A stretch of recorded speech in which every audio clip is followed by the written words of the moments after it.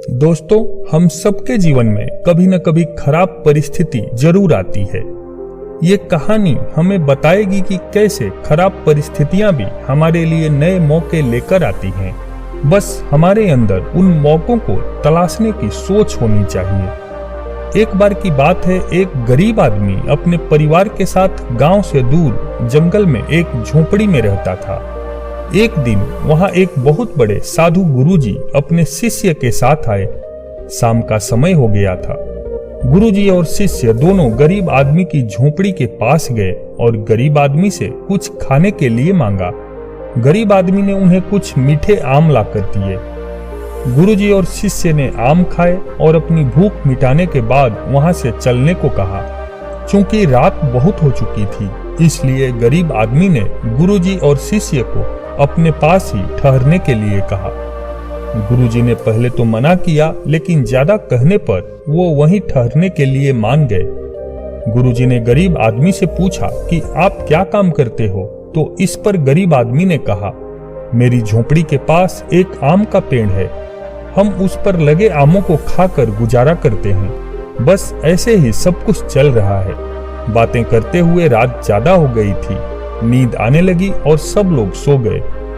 रात में गुरुजी की आंखें खुली। उन्होंने अपने शिष्य को जगाया और बोला कि ये पास में जो आम का पेड़ है, उसे तुम जड़ से काट दो और ध्यान रहे कि किसी को पता भी नहीं लगना चाहिए। शिष्य बोला, गुरुजी, इस आदमी ने आपको खाना खिलाया, आपको यहाँ रुकने के लिए कहा और आप उस पेड़ को कटवाना चाहते हो जिससे उसका जीवन चल रहा है। आप ये ठीक नहीं कर रहे हैं। ये किसी के पेट पर लात मारने से कम नहीं है। गुरुजी ने कहा, मैं जितना कह रहा हूं उतना करो। शिष्य ने सोचा, चलो गुरुजी कह रहे हैं तो ठीक है, और आम के पेड़ को काटकर दोनों बिना बताए वहां से चले गए। जाते समय रास्ते में शिष्य ने पूछ ही लिया कि गुरुजी, आपने उस गरीब आदमी जो बड़ा सीधा साधा भोला इंसान था, उसके साथ ऐसा क्यों किया? बल्कि आपको उसे कुछ अच्छा ज्ञान देना चाहिए था, जिसे वह अपने जीवन में उपयोग करके जीवन को और बेहतर बना सके। इस पर गुरुजी ने शिष्य से कहा, तुम्हें इसका उत्तर चाहिए तो तुम उस आदमी के पास कुछ सालों बाद जाना, तुम्हें उत्तर अपने आप मिल जाएगा। अब शिष्य और गुरुजी अपने कार्य में लग गए। कई साल बीत गए, लेकिन शिष्य को अपने गुरुजी की बात अभी भी याद थी और उसे जानने के लिए उत्सुक भी था। शिष्य अपने गुरु से आज्ञा लेकर उस गरीब आदमी का हाल देखने के लिए चल दिया, जिसका आम का पेड़ गुरुजी ने कटवा दिया था। शिष्य उसी जगह पहुंच गया और वो पुरानी झोपड़ी को खोजने लगा, लेकिन वहां कोई झोपड़ी नहीं मिली। शिष्य मन ही मन सोचने लगा कि गुरुजी ने उस आदमी के साथ बहुत गलत किया। भूखा मर गया होगा बेचारा, या कहीं और चला गया होगा। आसपास देखा तो वहां एक अच्छा सा मकान बना हुआ था। शिष्य ने सोचा कि चलो इस मकान में कोई तो होगा, उसी से उस गरीब आदमी के बारे में पूछ लेता हूँ। आवाज लगाई तो अंदर से एक आदमी आया। उसे देखते ही शिष्य चौंक गया, क्योंकि जो अंदर से आया वो वही आदमी था जो बहुत पहले गरीब हुआ करता था। शिष्य ने भी अपना परिचय दिया और कहा कि मैं अपने गुरुजी के साथ पहले भी यहाँ आया था, जो एक रात आपकी झोपड़ी में रुके थे। उस आदमी को भी याद आ गया। वह शिष्य को अंदर ले गया।